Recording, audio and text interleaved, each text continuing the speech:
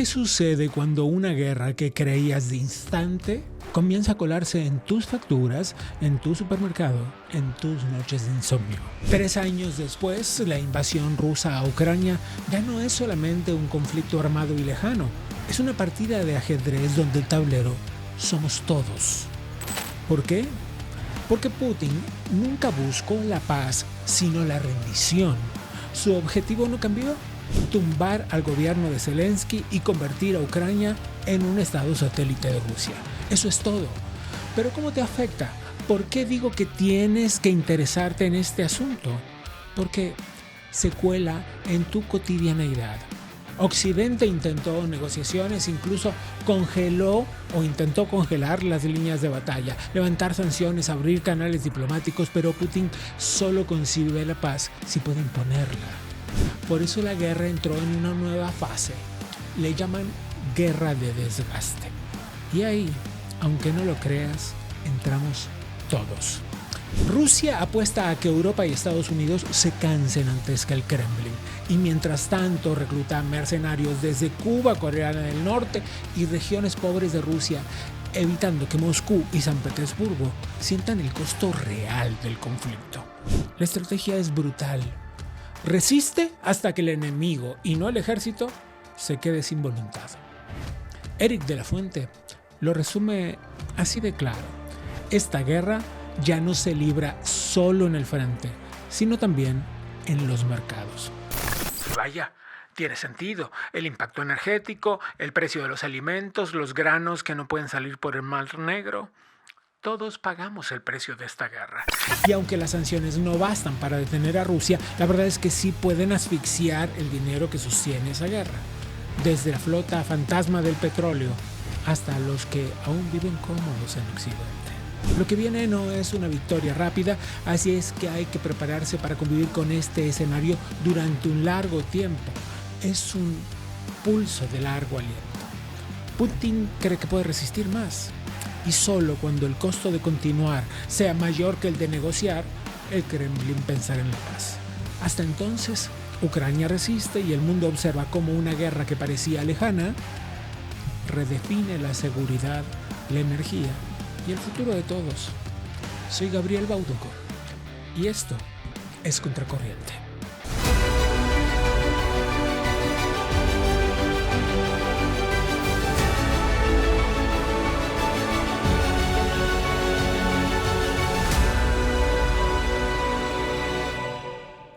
¿Es la invasión rusa una guerra sin final? ¿Por qué Vladimir Putin no quiere la paz? Todas estas preguntas no son difíciles de hacerse si tenemos en cuenta que en los últimos días Rusia hizo una nueva alzada en los ataques contra Ucrania con 450 drones y 45 misiles que no solo dejaron muchas muertes civiles, sino además estuvieron enfocadas en destruir infraestructura energética, principalmente electricidad y gas. Estas preguntas son muy difíciles de responder, pero son necesarias porque afectan nuestra vida cotidiana mucho más allá de lo que te imaginas. Incluso para quienes vivimos en América, y esa nos parece una guerra que está del otro lado del mundo. Por eso, desde el Adam Smith Center for Economic Freedom abordamos estos temas, para tomar conciencia del mundo en el que vivimos y para tomar decisiones respecto del mundo en el que queremos vivir. Para todo esto tendremos una conversación con alguien que sabe muchísimo del tema. Él es profesor adjunto de Relaciones Internacionales y Global Affairs en la Florida International University y se llama Eric de la Fuente. Eric, como siempre, gracias por esta conversación. Muchas gracias por invitarme. ¿Cuál es la situación hoy de la guerra, de la invasión de Rusia en Ucrania? Mira, lo principal que debemos entender es que a pesar de todos los esfuerzos de la administración estadounidense, de países europeos, de la misma Ucrania, de intentar llegar a un acuerdo de paz, no estamos cerca. Y no estamos cerca por una sola razón, porque Vladimir Putin nunca ha tenido intención de llegar a una paz sin que pueda doblegar al gobierno ucraniano. Quiere decir, o tumbar el gobierno de Zelensky, sin duda sacarlo de ahí, o básicamente decapitar el país controlando toda la costa del Mar Negro y gran parte del país que no tiene hoy. A pesar de que se le ofreció en negociaciones que congelar las líneas de guerra hoy en día, donde Rusia tendría hasta 20% de Ucrania, casi 20% de Ucrania, de levantarle sanciones, de liderar muchas otras cosas más contra Rusia. Putin no quiere, y eso yo lo he dicho desde el principio, porque ese no es su objetivo. Su objetivo es tumbar el gobierno de Ucrania, poner un estado que sea como Bielorrusia, que básicamente le sirva al Kremlin, y eso no lo tiene, lo cual él todavía considera eso una derrota. En consecuencia, ¿crees que algunas cosas que ha dicho el presidente Donald Trump sobre sus intenciones de actuar como mediador y terminar esa guerra no son posibles en un corto o mediano plazo?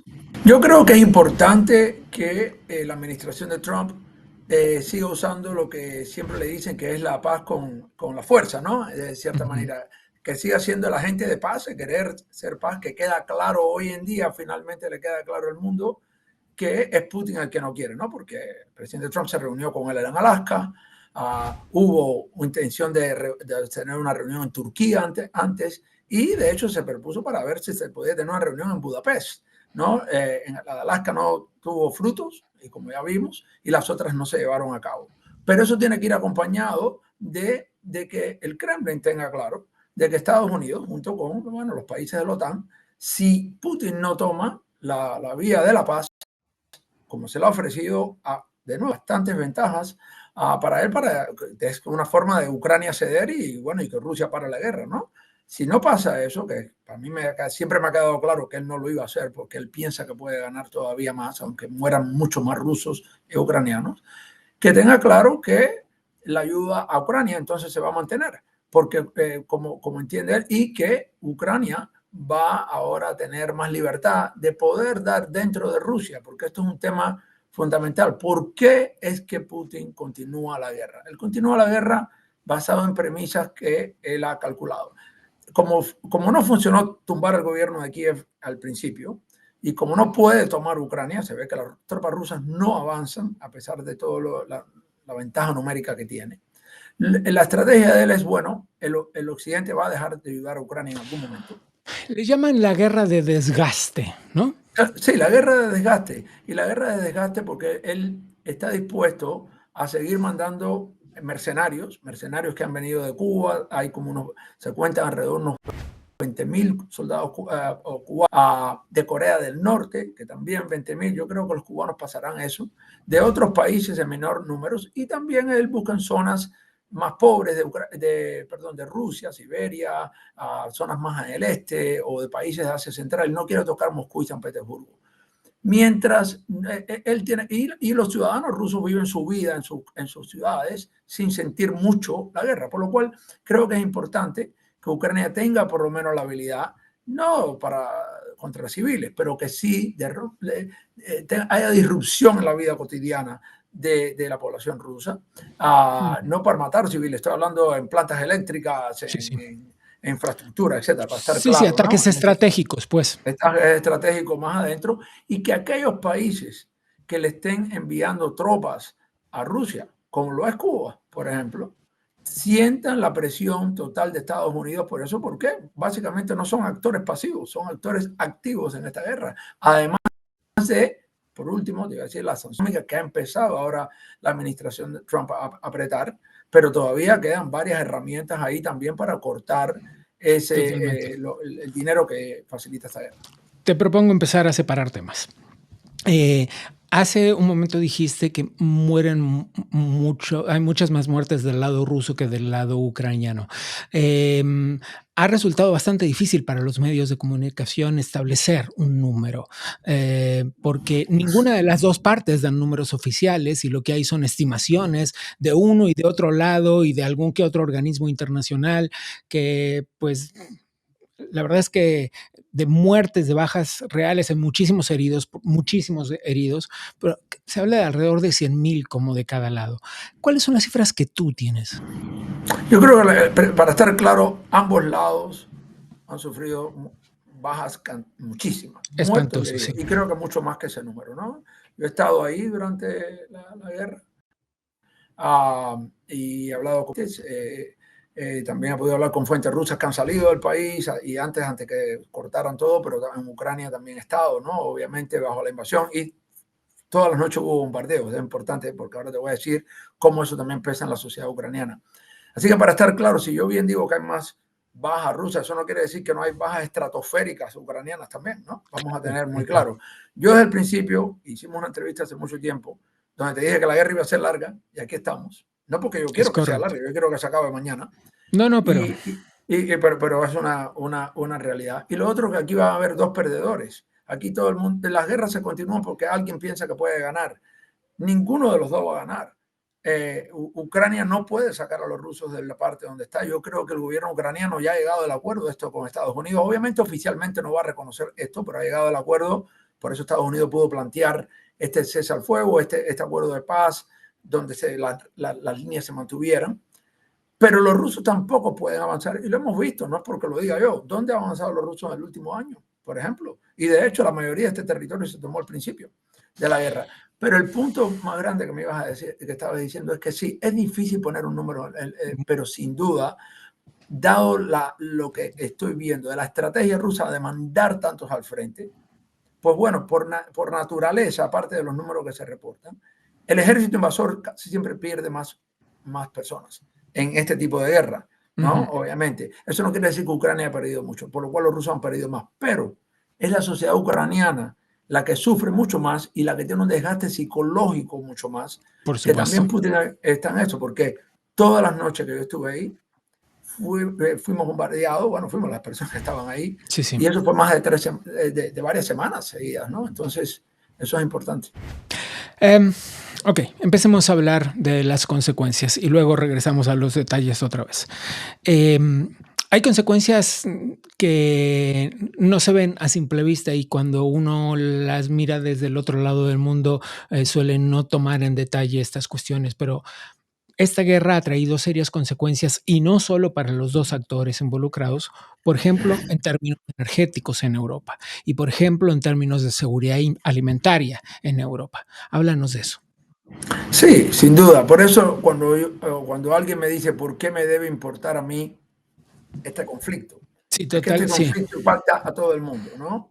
Ujú. Energéticamente, como tú has dicho, obviamente, y no solo en Europa, porque cambia los precios, petróleo, gas, Esos son etcétera. mercados internacionales, claro. Esos son mercados internacionales y obviamente la parte alimenticia. Estos son países que exportan mucho grano. Ucrania es el granero de Europa, Rusia también exporta mucho fertilizante, que es muy importante para la agricultura, ¿no? Ujú. Ambos países. El puerto de Odessa es uno de los puertos más grandes donde salen grano también. Y por lo cual esto impacta al mundo entero. Es más, al principio, irónicamente, Rusia quería presionar usando sus campañas de desinformación para que en Europa no hubiese apoyo a Ucrania diciendo, mira cuánto te cuesta, ¿no? El gas o cuánto te va a costar el petróleo, etcétera, y mira cómo está costando esto a África. Pero ahora ha ido cambiando la opinión pública. Sigue costando, pero en gran parte porque Rusia se ha demostrado. Eso es lo importante de estos intentados de negociación de Estados Unidos, porque se le ha puesto en la mesa, se ha invitado a Putin y él dice que no. Y eso hace que sigan teniendo este problema. Y es más, no se le han puesto las sanciones que debe tener Rusia en su industria de petróleo Okay. y en gran parte para mantener los petróleos. Te voy a detener ahí porque es la segunda vez que hablas de sanciones en la entrevista y es el momento oportuno para recalar ahí. ¿Existe un nuevo, piensas en un esquema de sanciones distintos que pudiera influir de manera severa en el comportamiento de Rusia?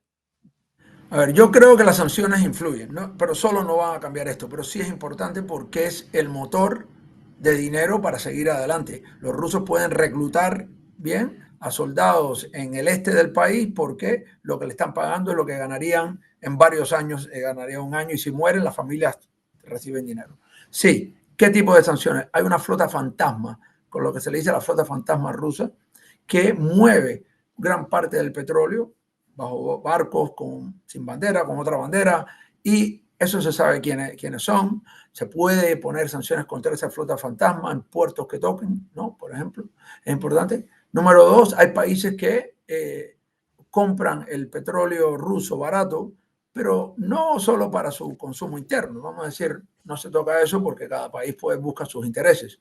Pero países que compran exceso petróleo ruso para refinarlo y venderlo al exterior. Entonces, países que hacen eso y países que lo compran, también es importante verlo. Se ha hablado de las sanciones que se han puesto con India, por ejemplo, ha sonado mucho y es por eso, ¿no?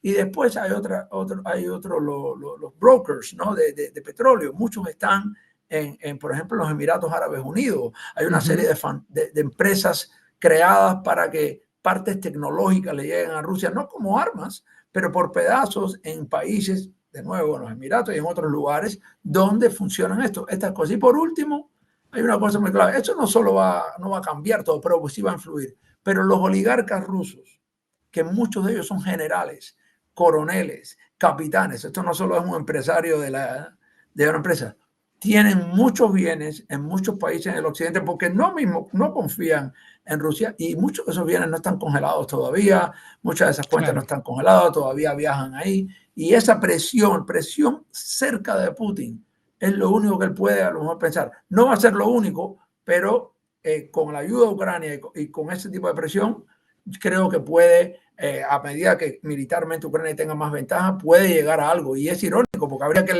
escalar para tratar de llegar a una paz. Ojalá no hubiera que hacer nada de esto y se llegara a una paz mañana. Dos asuntos importantes que tienen que ver con el petróleo, con los alimentos, la ruta, el corredor del Mar Negro. Especifícanos eso, por favor. Sí, lo que pasa es que el Mar Negro es el acceso principal de salida de muchos de estos países hacia el Mediterráneo, por lo cual de ahí llega a todo África, que depende de mucho, inclusive del grano papá en África, etcétera, pero también para el resto del mundo. Hay que entender que Rusia no tiene puertos en aguas tibias. Claro. Rusia, fíjate, Ucrania, Rusia, aunque sea muy grande, el único puerto que tenía aguas tibias estaba en Siria, ¿no? Está comprometido ahora, y los que tienen el Mar Negro, que está. Y Ucrania, obviamente, su salida de exportación es por el Mar Negro, principalmente Odessa, ¿no? Que es, y está Mykolaiv, y después algunos que tomaron los rusos han tomado, por eso al principio se vio que tomaron gran parte de la costa, ¿no? Desde Mariupol hacia abajo, entre Crimea, ¿no? Pero ese puerto no solo es un puerto que por ahí sale la gran mayoría de las exportaciones de grano de todo el mundo eslávico, ¿no? Realmente, aparte, los rusos lo usan, los ucranianos lo usan, obviamente muchos granos y fertilizantes de Bielorrusia, porque si no hay que salir por el norte, ¿no? ¿Crees en esto de lo que tanta gente habla de la configuración de una nueva ruta de la seda?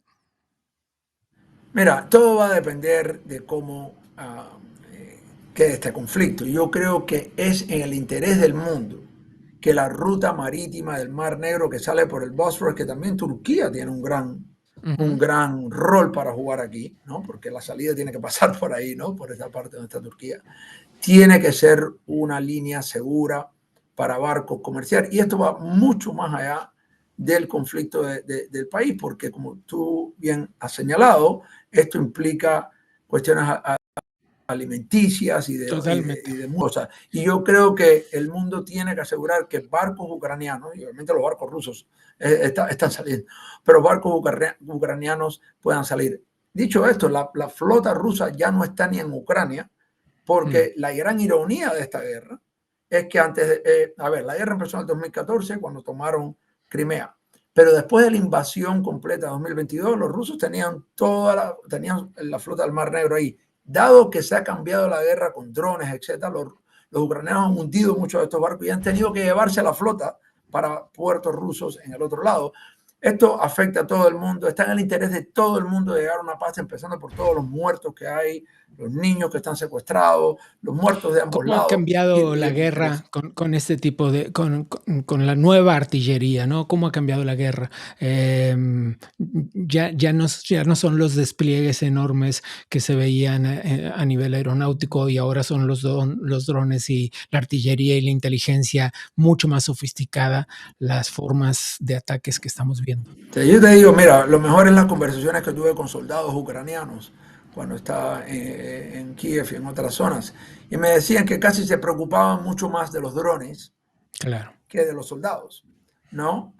Y los rusos ni hablar, porque los rusos en gran parte no pueden avanzar por grandes números, no solo porque las defensas ucranianas, obviamente, de Estado de Defensa, pero porque Ucrania realmente ha desarrollado un ejército de drones que puede totalmente. acabar con el tema del soldado. Y pero si tú ves, no hablamos ya ni de tanques aquí, ¿no? No, Los no, tanques no, que no, no. tanto se Es que la hablaban, guerra los tanques. terrestre ya suena Ambos obsoleta. lados, los tanques rusos han sido destrozados, los tanques norteamericanos y alemanes han sido destrozados porque los rusos también han evolucionado. La fuerza aérea rusa, los ucranianos casi no tienen fuerza aérea, pero no la ves tampoco Pero además moviendo. eso cambia también enormemente el costo de las guerras, porque un dron cuesta la 10ª parte que un tanque. Sí. Y eso ha sido una de las grandes ventajas para Ucrania, ¿no? Que ha Totalmente. podido avanzar rápido en esto y ha podido usar. Pero los rusos se han adaptado y creo que el mundo está mirando porque creo que todos los países están viendo que tienen que adaptar. Yo he hablado con expertos militares en Estados Unidos y otras partes de adaptar. De hecho, Estados Unidos ha firmado con Ucrania un pacto de tecnología de drones porque los ucranianos realmente la necesidad ayuda a innovar, ¿no? Y Totalmente. eso es lo que estamos viendo. Estamos cortos de tiempo, pero quiero hacerte 2 preguntas finales. Siempre en las guerras hay, desde la narrativa mediática, están los buenos y los malos, y hay medios que tienden a tomar partido, y que se alinean geopolíticamente según sus intereses. ¿Cuál es tu análisis de la narración mediática de esta guerra? Sí, aquí yo creo que ha habido campañas fuertes, como en todas las guerras, ¿no? Dicen que en la guerra lo primero que se pierde es la verdad, ¿no? Porque todo el mundo trata de ganar la opinión pública. La maquinaria rusa de propaganda lleva años, ¿no? Esto no es solo la guerra, Ujú. está bien alimentada, está bien dicha, y su mensaje es, y especialmente tiene un mensaje doméstico, que la guerra no es contra la OTAN, contra Estados Unidos, para poder seguir forzando esto. Y en el exterior, el mensaje ese de que Ucrania era fascista no le funcionó muy bien. Entonces el mensaje ahora de los rusos es que cuesta mucho, que cuánto va a costar, etc. Y para los ucranianos, obviamente, el mensaje es uno, el primero es legítimo, ¿no? Que está defendiendo el país, etcétera, pero cubrir Ujú. también otros temas que tienen problemas internos, ¿no? Que tienen internamente, que eso no lo tienen en su narrativa. Yo creo que, mira, estamos polarizados donde la gente, bueno, si estoy a favor tuyo, entonces tengo que estar de acuerdo todo contigo, si estoy a favor tuyo, tengo que estar entonces de acuerdo con el otro, en contra del otro. Y No es así, desaparecen las sutilezas, sí. pero creo que lo importante es lo básico. Rusia empezó la guerra y solo Putin puede terminarla dejando de disparar, porque al final los ucranianos quieren llegar a paz, pero ¿qué van a hacer? No pueden rendirse, porque si no, Totalmente. ya has visto lo que le pasa. Entonces, Pues sí, sí, sí, creo porque que es una rendición total, claro. Dijiste al comienzo de esta conversación que esta no iba a ser, que como bien lo auguraste cuando hablamos hace un tiempo, esta no iba a ser una guerra corta. Eh, y no se ve el final pronto. Entonces, ¿cuáles son las consecuencias a corto plazo que ves de la continuación de esta guerra? a corto plazo más muertes, muertes y muertes, ¿no? Por ambos lados. Los rusos siguen perdiendo hombres, los ucranianos siguen perdiendo hombres y mujeres y niños. Hay 70.000 mujeres ucranianas en el ejército.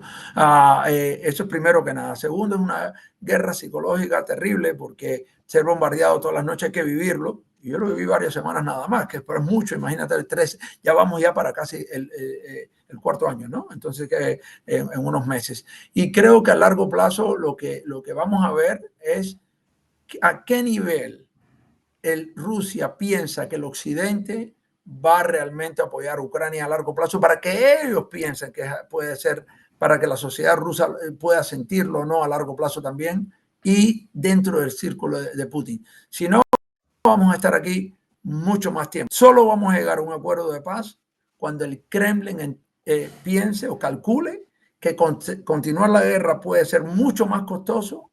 Perdón, Correcto. llegar a un acuerdo, sí, continuar la guerra mucho más costoso que Que llegar a un llegar a un acuerdo de acuerdo. paz, y de Putin de pensar que a lo mejor su círculo interno le puede generar cierta presión que pueda costarle poder. Si no, seguiremos aquí. La última, rapidísima, rapidísima, rapidísima. Estados Unidos ha puesto cerca de $300,000 en esa guerra, $300,000 millones en esa guerra, y la Unión Europea otro tanto, en una especie de intentar el reemplazo del financiamiento de la guerra.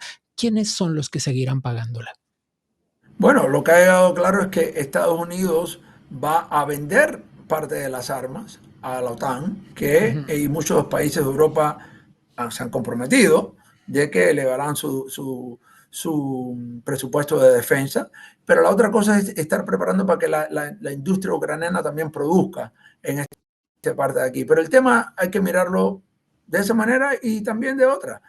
¿Cuál sería el costo de que Ucrania caiga completamente bajo el mando ruso? Totalmente. Puede ser incursiones en la OTAN, eso puede ser una guerra con la OTAN, lo hemos visto, drones rusos entrando en territorio de la OTAN, ha habido ya... No, y la permisividad global de un autor tan autoritario, de un actor tan autoritario como ese. Exacto, entonces. Gracias, Eric. Me encantaría decirles que aquí vamos a dejar el tema, pero eso no es así, porque seguramente en los próximos episodios tendremos que volver a abordarlo, porque esto no termina aquí y porque las implicaciones que tiene para nosotros son mucho más complejas de lo que parece.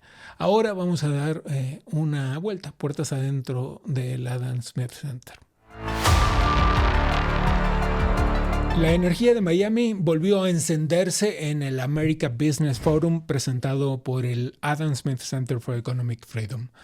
Durante 2 días, líderes de todo el mundo, emprendedores y visionarios, compartieron ideas para transformar el futuro de los negocios y la libertad económica en el mundo.